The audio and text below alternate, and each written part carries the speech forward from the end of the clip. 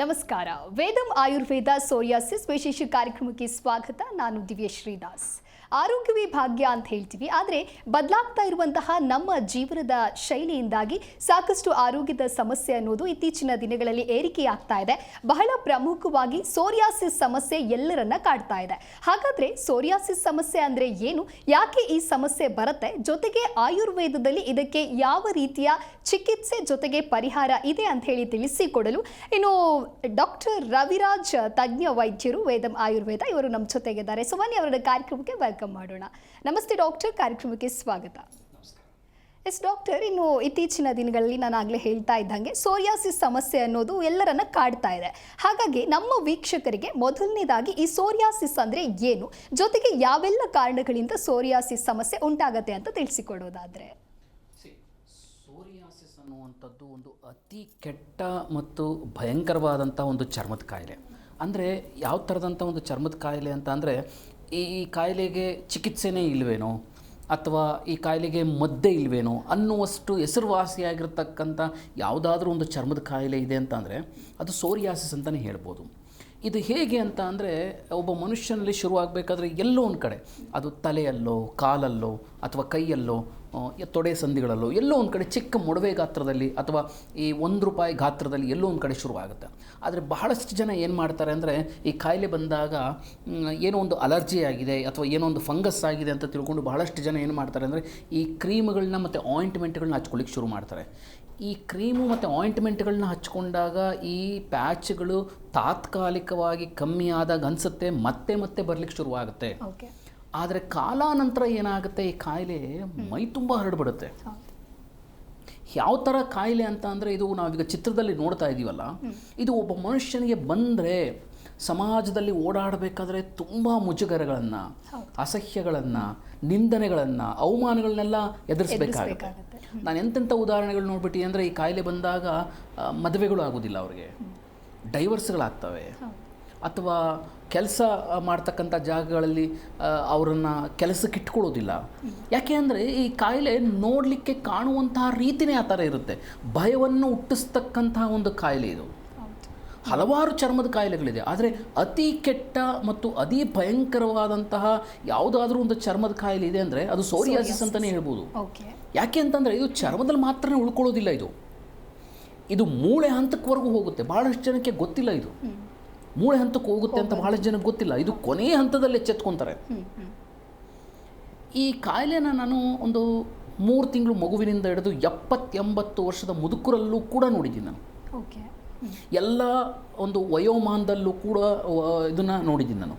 ಆದರೆ particular age factor ಅಂತ ಇಲ್ಲ, ಆದರೆ 20-30 ವರ್ಷಗಳ ಆಸುಪಾಸಲ್ಲಿರ್ತಕ್ಕಂತಹ ವ್ಯಕ್ತಿಗಳಿಗೆ ಇದು ಜಾಸ್ತಿ ಆಗುತ್ತೆ. ಅಂದರೆ ಯೌವನಾವಸ್ಥೆಯಲ್ಲಿರ್ಬೇಕಾರೆ ಅಥವಾ ಯುವಕರು ಮತ್ತು ಯುವತಿಯರಿಗಾದಾಗ ಅಂಥವ್ರಿಗೆ ಜಾಸ್ತಿ ಆಗುತ್ತೆ.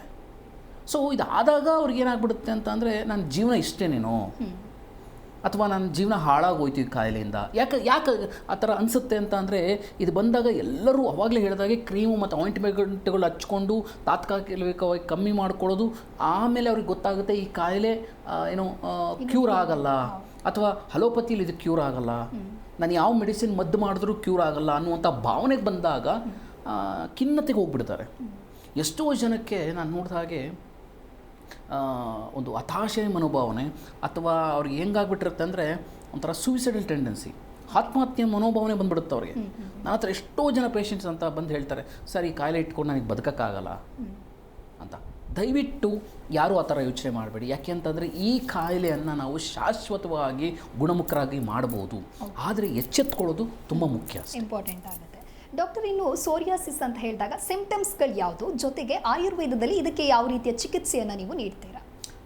ನೋಡಿ, ಸೋರಿಯಾಸಿಸ್ ಅನ್ನುವಂಥದ್ದು ಹೇಗೆ ಕಾಣುತ್ತೆ ಅಂತ ಅಂದರೆ, ಈಗ ನಾವು ಚಿತ್ರದಲ್ಲಿ ನೋಡ್ತಾ ಇದ್ದೀವಿ ನೋಡಿ, ಇದು ತಲೆಯಲ್ಲಿ ಕಾಣುವಂಥ ಒಂದು ಸೋರಿಯಾಸಿಸ್. ಇದನ್ನು ಸ್ಕ್ಯಾಲ್ಪ್ ಸೋರಿಯಾಸಿಸ್ ಅಂತ ಕರಿತೀವಿ ನಾವು. ಅಂದರೆ ನೋಡಿ, ಅದು ₹1 ಗಾತ್ರದಲ್ಲಿ ದಪ್ಪ ದಪ್ಪ ದಪ್ಪ ದಪ್ಪ ದಪ್ಪ ಅಲ್ಲಲ್ಲಲ್ಲಲ್ಲಿ ಶುರುವಾಗುತ್ತೆ. ಅದು ಎಲ್ಲಿ ಬೇಕಾದರೂ ಶುರುವಾಗ್ಬೋದು, ತಲೆಯಲ್ಲೋ ಕಾಲಲ್ಲೋ ತೊಡೆ ಸಂದಿಯಲ್ಲೋ. ಅದು ಎಲ್ಲಿ ಕಾಣುತ್ತೆ ಅನ್ನೋದ್ರ ಮೇಲೆ ಅದರ ವಿಧಗಳನ್ನು ನಾವು ವಿಂಗಡಿಸಿದ್ದೀವಿ. ಈಗ ತಲೆಯಲ್ಲಾಯಿತು ಅಂದರೆ ಅದನ್ನು ಸ್ಕ್ಯಾಲ್ಪ್ ಸೋರಿಯಾಸಿಸ್ ಅಂತ ಕರಿತೇವೆ. ಇದು ಬಂದಾಗ ಏನಾಗುತ್ತೆ, ಸ್ಕ್ಯಾಲ್ಪ್ ಸೋರಿಯಾಸಿಸ್ ಭಾಳಷ್ಟು ಜನ ಒಟ್ಟಾಗಿದೆ ಅಂತ ತಿಳ್ಕೊತೀರ ನೀವು. ಆದರೆ ದಯವಿಟ್ಟು ಅರ್ಥ ಮಾಡ್ಕೊಳ್ಳಿ, ಸ್ಕ್ಯಾಲ್ಪ್ ಸೋರಿಯಾಸಿಸ್ಸೇ ಬೇರೆ, ತಲೆಯಲ್ಲಿ ಹೊಟ್ಟು ಆಗೋದೇ ಬೇರೆ. ಓಕೆ. ಹೊಟ್ಟು ಕೇವಲ ಹೊಟ್ಟು ಅಷ್ಟೇ. ಆದರೆ ಸ್ಕ್ಯಾಲ್ಪ್ ಸೋರಿಯಾಸಿಸ್ ಯಾವ ಥರ ಕಾಣುತ್ತೆ ಅಂತ ಅಂದರೆ ದಪ್ಪ ದಪ್ಪ ದಪ್ಪ ದಪ್ಪ ಪ್ಯಾಚಸ್ಸು ಕುತ್ತಿಗೆಯ ಕೆಳಗಡೆ, ಕಿವಿ ಹಿಂದಗಡೆ, ಮತ್ತು ಹಣೆಯ ಭಾಗದಲ್ಲಿ, ತಲೆಯಲ್ಲಿ ಅಲ್ಲಲ್ಲಲ್ಲಲ್ಲಿ ದಪ್ಪ ದಪ್ಪ ಪ್ಯಾಚಸ್ ಸ್ಟಾರ್ಟ್ ಆಗುತ್ತೆ. ಅದು ಸಿಪ್ಪೆ ಥರ ಸುಲಿಯುತ್ತೆ. ಅಂದರೆ ಕೆರೆದಾಗ ಏನಾಗ್ಬಿಡುತ್ತೆ ಅಂತ ಅಂದರೆ ಸಿಪ್ಪೆ ಥರ ಬರುತ್ತೆ, ಅಲ್ಲಿ ಚಿಕ್ಕ ಚಿಕ್ಕ ಚಿಕ್ಕ ರಕ್ತದ ಕಣಗಳು ಕಾಣುತ್ತೆ. ಈ ಕಾಯಿಲೆ ಬಂದಾಗ ಎಷ್ಟು ಭಯಂಕರವಾದಂಥ ತುರಿಕೆ ಇರುತ್ತೆ ಅಂತ ಅಂದರೆ ಸಾಮಾನ್ಯವಾದಂತಹ ಮನುಷ್ಯನಿಗೆ ಅದು ತಡ್ಕೊಳಕ್ಕೆ ಸಾಧ್ಯನೇ ಇಲ್ಲ. ಓಕೆ. ಈ ಬಾಚಿನಿಗೆ ಎಲ್ಲ ತೊಗೊಂಬಿಟ್ಟು ಚೆನ್ನಾಗಿ ತಿಕ್ಕೊಳ್ಳುವಂಥದ್ದು, ಚಾಕುವಲ್ಲೆಲ್ಲ ಉಜ್ಕೊಳ್ಳುವಂಥದ್ದು, ಅಥವಾ ಈ ಬಿಸಿನೀರು ಹಾಕ್ಕೊಳ್ಳುವಂಥದ್ದು, ಗೋಡೆಗೆ ಉಜ್ಜುವಂಥದ್ದು, ಕಲ್ಲು ತೊಗೊಂಡು ಉಜ್ಜುವಂಥದ್ದು, ಈ ಥರ ಮಾಡ್ತಾರೆ. ಅಷ್ಟು ಭಯಂಕರವಾದಂತಹ ಒಂದು ತುರಿಕೆ ಇರುವಂತಹ ಯಾವುದಾದ್ರೂ ಒಂದು ಕಾಯಿಲೆ ಇದೆ ಅಂದರೆ ಸೋರಿಯಾಸಿಸ್ ಅಂತಲೇ ಹೇಳ್ಬೋದು. ಈ ಕೆರೆದಷ್ಟು ಅವ್ರಿಗೆ ಸಮಾಧಾನ ಆಗೋದಿಲ್ಲ. ಕೆಲವೊಂದು ಬಾರಿ ರಕ್ತ ಬರ್ತಾ ಇರುತ್ತೆ, ಆದರೂ ಕೆರಿತಾ ಇರ್ತಾರೆ. ಹೇಳ್ತಾರೆ, ಸರ್ ನಾನು ರಾತ್ರಿ ಎಲ್ಲ ಕೆರಿತಿರ್ತೀನಿ, ನನಗೆ ಸಮಾಧಾನ ಆಗೋದಿಲ್ಲ. ಕೆರೆದಷ್ಟು ಸಿಪ್ಪೆ ಸಿಪ್ಪೆ ಸಿಪ್ಪೆ ಥರ ಪುಡಿ ಪುಡಿ ಥರ ಉದುರುತ್ತೆ. ಈ ಮರದ ಚಕ್ಕೆ ಯಾವ ಥರ ಹೇಳುತ್ತೆ ಆ ಥರ ಬರ್ತಾ ಇರುತ್ತೆ. ಮತ್ತು ಈ ಹಾವು ಪೊರೆ ಯಾವ ಥರ ಬಿಡುತ್ತೆ ಆ ಥರ ಪೊರೆ ಪೊರೆ ಪೊರೆ ಥರ ಬಿಡ್ತಾ ಇರುತ್ತೆ.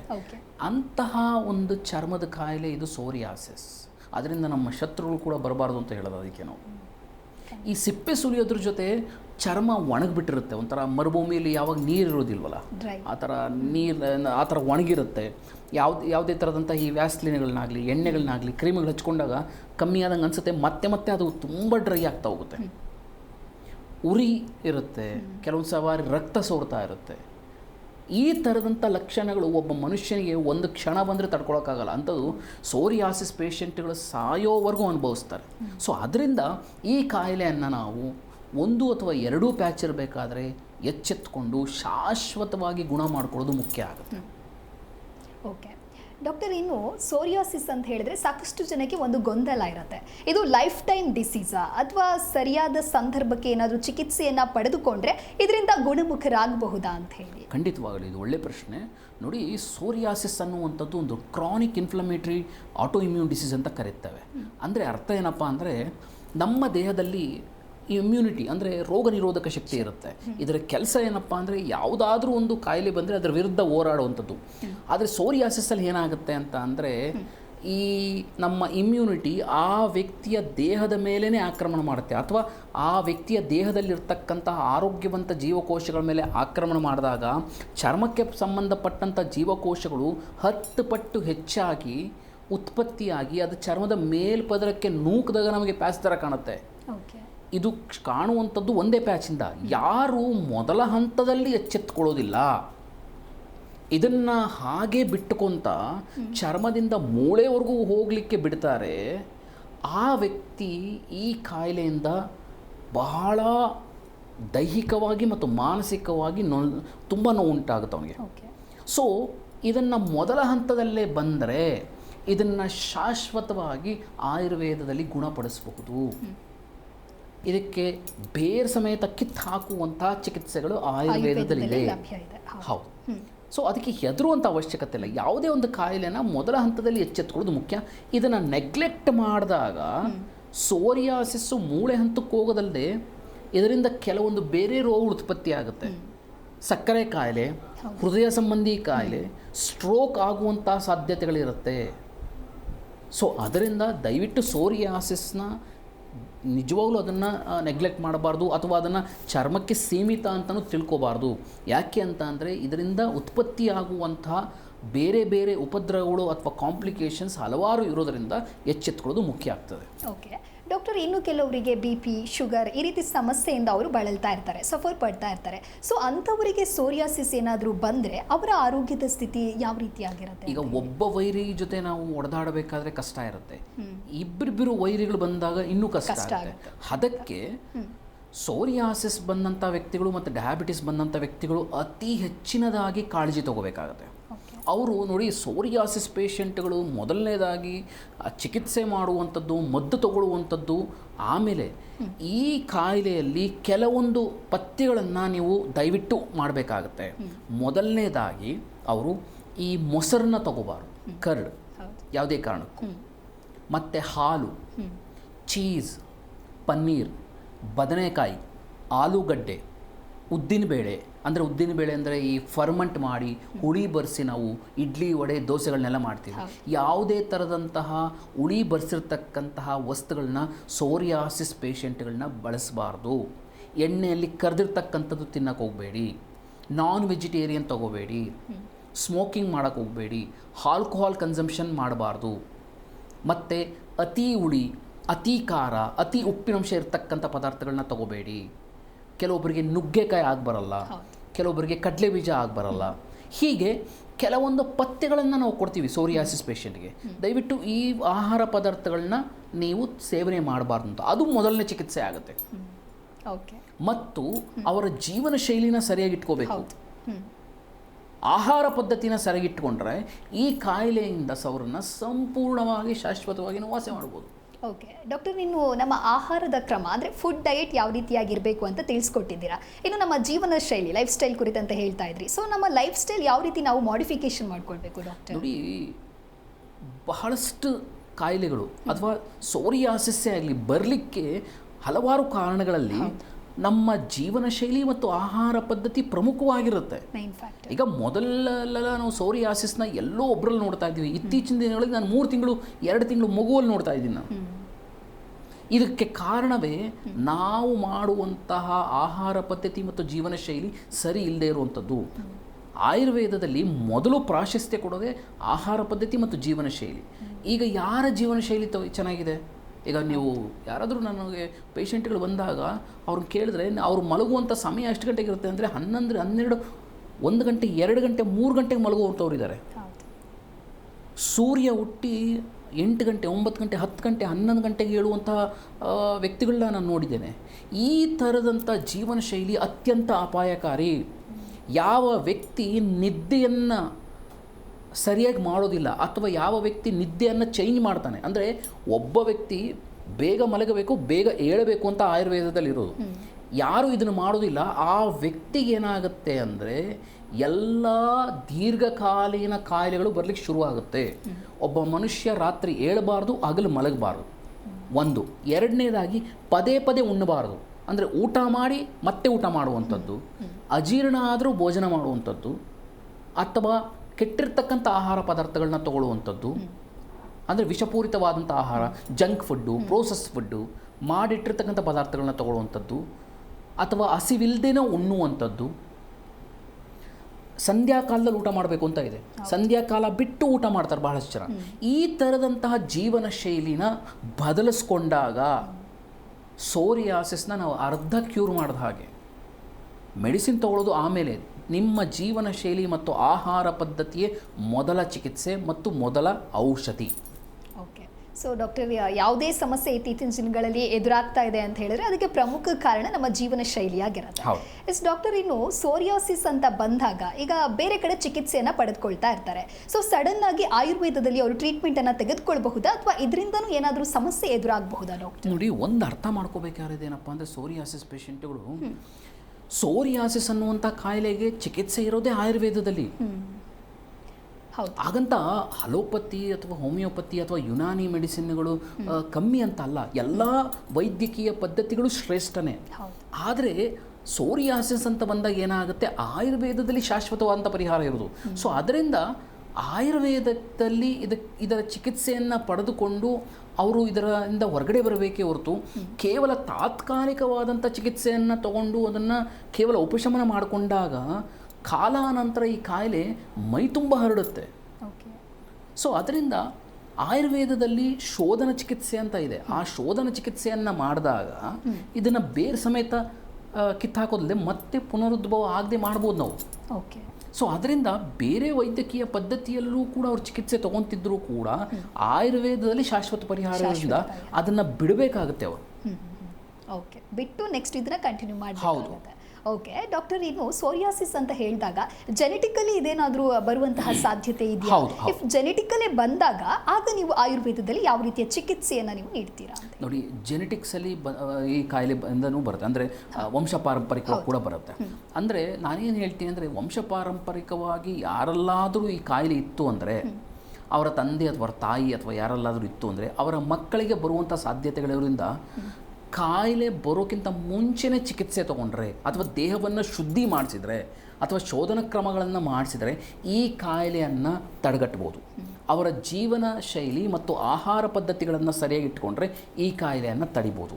ಒಂದು ವೇಳೆ ಜೆನೆಟಿಕ್ಸಿಂದ ಅಂದರೆ ವಂಶ ಪಾರಂಪರಿಕವಾಗಿ ಇವರಿಗೆ ಬಂದಿದ್ದರೂ ಕೂಡ ಈ ಕಾಯಿಲೆಯನ್ನು ನಾವು ಚಿಕಿತ್ಸೆಗೊಳಿಸಿ ಅವರನ್ನು ಒಳ್ಳೆಯ ಜೀವನ ಶೈಲಿ ಮತ್ತು ಆಹಾರ ಪದ್ಧತಿಗೆ ಇಟ್ಟಾಗ ಇದನ್ನು ನಾವು ಸಂಪೂರ್ಣವಾಗಿ ನಿಯಂತ್ರಿಸಬಹುದು, ಬರದ ಹಾಗೆ ಮಾಡ್ಬೋದು.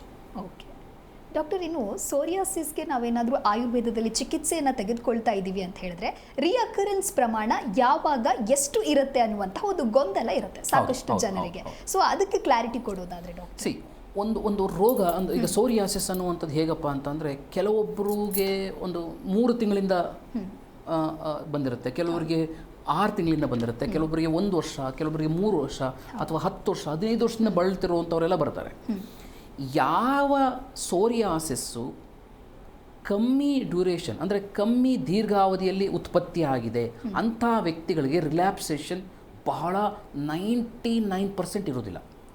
ಯಾವ ವ್ಯಕ್ತಿ ತುಂಬ ದೀರ್ಘಕಾಲದವರೆಗೂ ಬಳಲ್ತಿರ್ತಾನೆ, 10 ವರ್ಷ 12 ವರ್ಷ 15 ವರ್ಷ, ಆ ವ್ಯಕ್ತಿಗೆ ನಾವು ಮತ್ತೆ ಮತ್ತೆ ಮತ್ತೆ ಅವರ ದೇಹವನ್ನು ಶುದ್ಧಿ ಮಾಡಿ ಅದನ್ನು ಬರದ ಹಾಗೆ ಮಾಡಬೇಕಾಗತ್ತೆ. ನಾವು ಚಿಕಿತ್ಸೆಯನ್ನು ಮಾಡಿದಾಗ ಕಾಯಿಲೆ ಹೋದ ಮೇಲೆ ಅವರ ಜೀವನ ಶೈಲಿ ಆಹಾರ ಪದ್ಧತಿನ ಸರಿಯಾಗಿ ಇಟ್ಕೋಬೇಕಾಗತ್ತೆ. ಭಾಳ ಜನ ಕೇಳ್ತಾರೆ, ನಾನೀಗ ಸೋರಿಯಾಸಿಸ್ಸಿಂದ ನಾನು ಕ್ಯೂರ್ ಆಗಿದ್ದೀನಿ, ನಾನು ನಾನ್ ವೆಜ್ ತಿನ್ಬೋದಾ, ಡ್ರಿಂಕ್ಸ್ ಮಾಡ್ಬೋದಾ ಅಂತ. ಈ ಥರದಂತಹ ಒಂದು ತರ್ಕ ಇಲ್ಲದೆ ಇರುವಂಥ ಪ್ರಶ್ನೆಗಳನ್ನ ಕೇಳ್ತಾರೆ. ಈ ಥರ ಅಲ್ಲ, ನಮ್ಮ ಜೀವನ ಶೈಲಿ ಮತ್ತು ಆಹಾರ ಪದ್ಧತಿ ನಾವು ಸಾಯೋವರೆಗೂ ಕೂಡ ಶಿಸ್ತುಬದ್ಧವಾಗಿ ಇಟ್ಕೊಂಡಿರಬೇಕು. ಇಲ್ಲ ಅಂದರೆ ರೋಗ ಇದೆಲ್ಲ ಸೋರಿಯಾಸಿಸ್ ಎಲ್ಲ ಬೇರೆ ಕಾಯಿಲೆಗಳು ಕೂಡ ಬರುತ್ತೆ. ಆಯುರ್ವೇದದಲ್ಲಿ ನಾವು ಈ ಚಿಕಿತ್ಸೆಯನ್ನು ಮಾಡಿದಾಗ ಮರುಕಳಿಸುವಂಥ ಸಾಧ್ಯತೆಗಳು 99% ತುಂಬ ಕಮ್ಮಿ.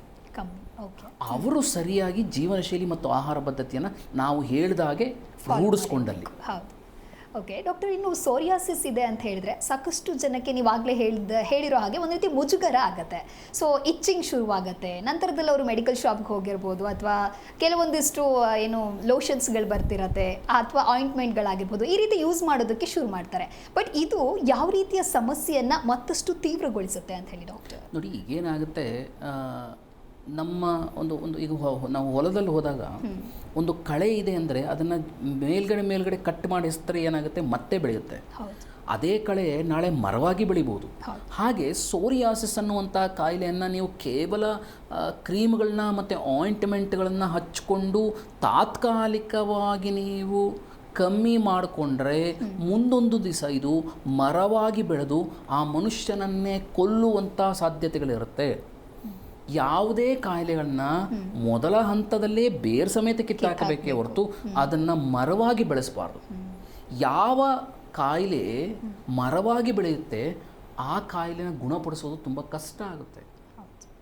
ಉದಾಹರಣೆಗೆ ಕ್ಯಾನ್ಸರ್ ಅಥವಾ ಟ್ಯುಬರ್ಕ್ಯುಲೋಸಿಸ್, ಕೆಲವೊಂದು ಡೆಡ್ಲಿ ಡಿಸೀಸಸ್ಸು ಕೊನೆಯ ಹಂತಕ್ಕೆ ಹೋದಾಗ ತುಂಬ ಕಷ್ಟ ಅದನ್ನು ಕ್ಯೂರ್ ಮಾಡೋದು.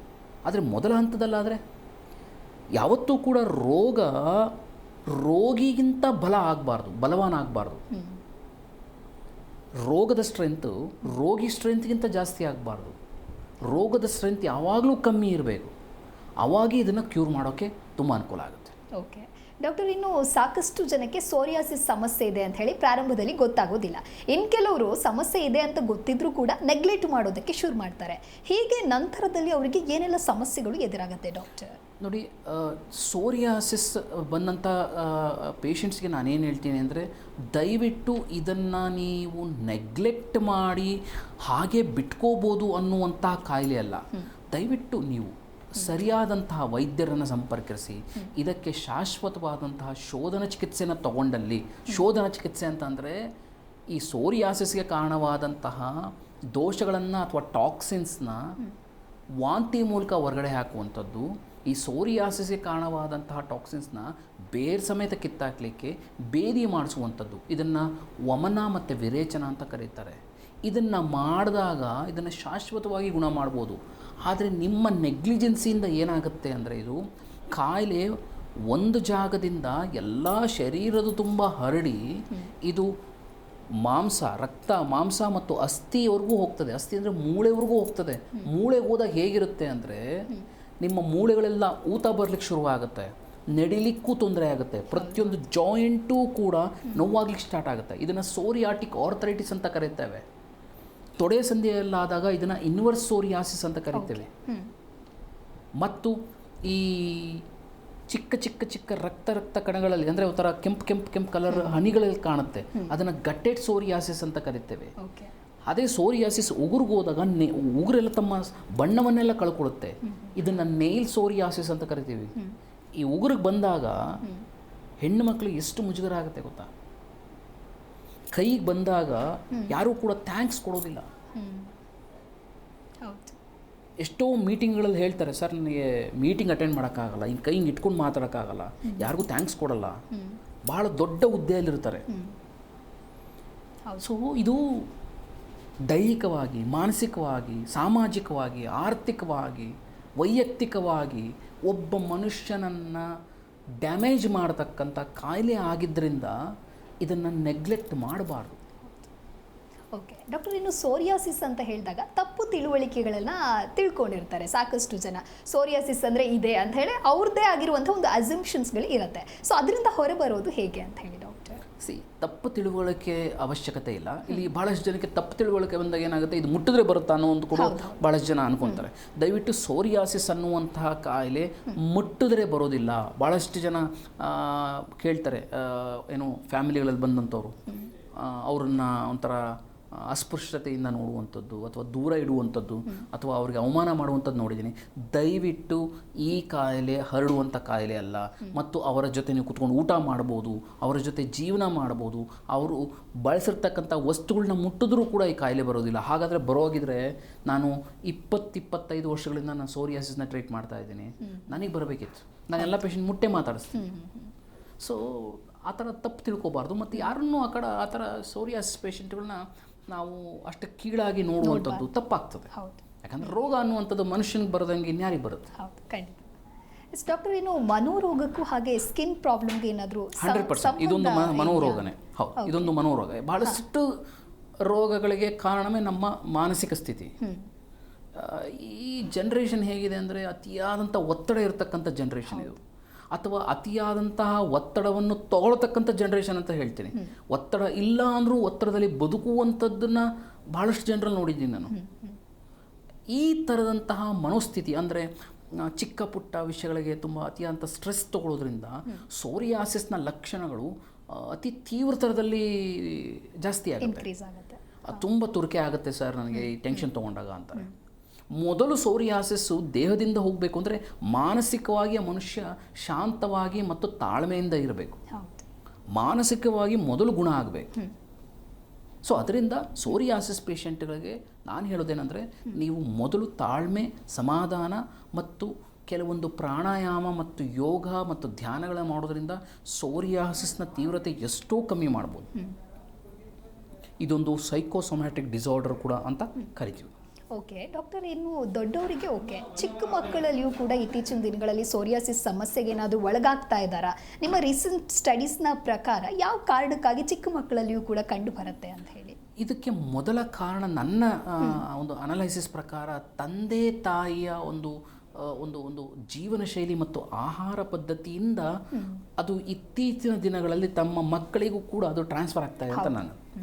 ಮತ್ತು ಈ ಇತ್ತೀಚಿನ ದಿನಗಳ ಮಕ್ಕಳ ಒಂದು ಆಹಾರ ಪದ್ಧತಿ ಹೇಗಿರುತ್ತೆ ಅಂತ ಅಂದರೆ ಅತಿಯಾದಂಥ ಜಂಕ್ ಫುಡ್ ಕೊಡುವಂಥದ್ದು, ಅತಿಯಾದಂತಹ ಈ ಬೇಕರಿ ಐಟಮ್ಸ್ ಕೊಡುವಂಥದ್ದು, ರೆಸ್ಟೋರೆಂಟ್ ಫುಡ್ ಕೊಡುವಂಥದ್ದು, ಪ್ರೋಸೆಸ್ಡ್ ಕೊಡುವಂಥದ್ದು.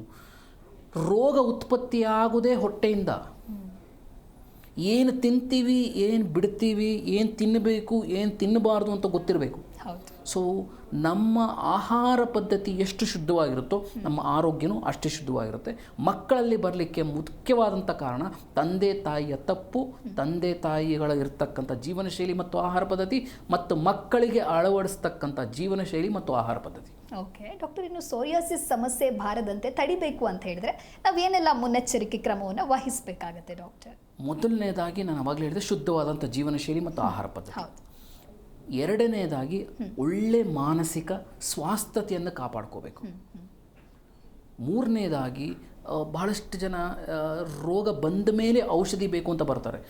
ರೋಗ ಬರೋದನ್ನು ತಡೆಯೋದು ಇಂಪಾರ್ಟೆಂಟ್.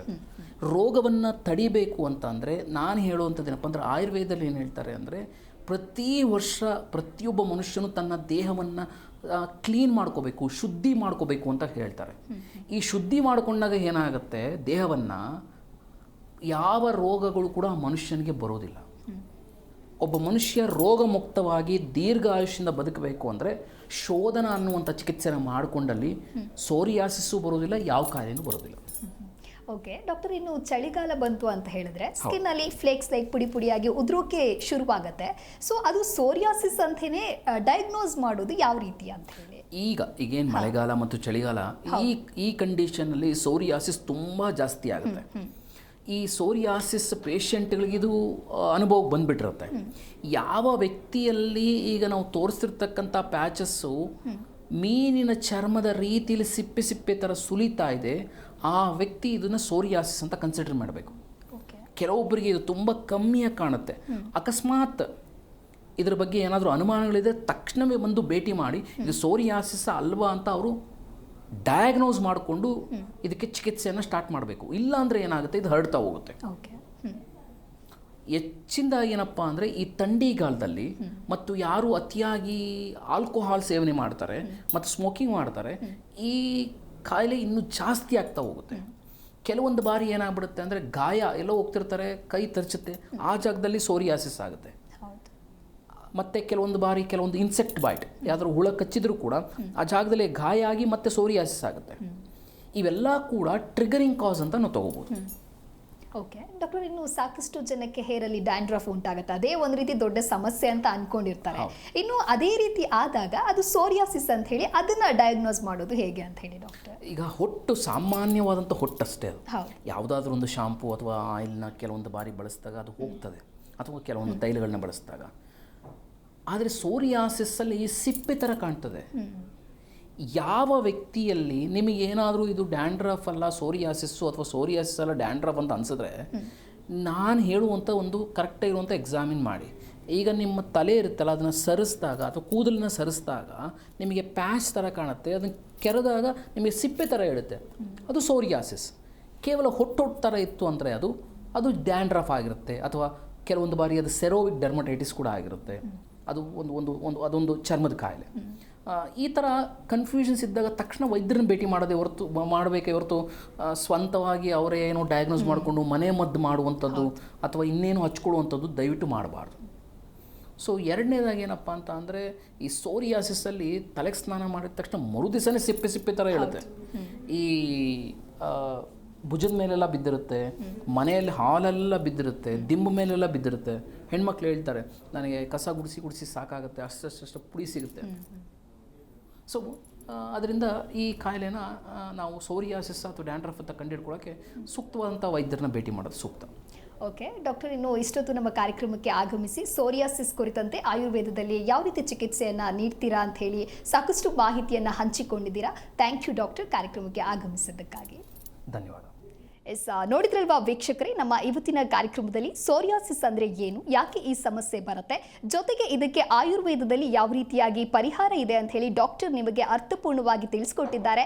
ನೀವು ಕೂಡ ಈ ಸಮಸ್ಯೆಯಿಂದ ಬಳಲ್ತಾ ಇದ್ರೆ ನಿಮ್ಮ ಟಿವಿ ಸ್ಕ್ರೀನ್ ಮೇಲೆ ಲಭ್ಯವಾಗ್ತಾ ಇರುವಂತಹ ಈ ಸಂಖ್ಯೆಗೆ ಕರೆ ಮಾಡಬಹುದು, ಅಥವಾ ಡಾಕ್ಟರನ್ನ ನೇರವಾಗಿ ಭೇಟಿಯಾಗಿ ನಿಮ್ಮ ಸಮಸ್ಯೆಗೆ ಸೂಕ್ತ ಪರಿಹಾರವನ್ನು ಕಂಡುಕೊಳ್ಬಹುದು ಅಂತ ಹೇಳ್ತಾ ನೋಡ್ತಾ ಇರಿ ಜಿ ಕನ್ನಡ ನ್ಯೂಸ್, ಸತ್ಯವೇ ಸುದ್ದಿಯ ಜೀವಾಳ.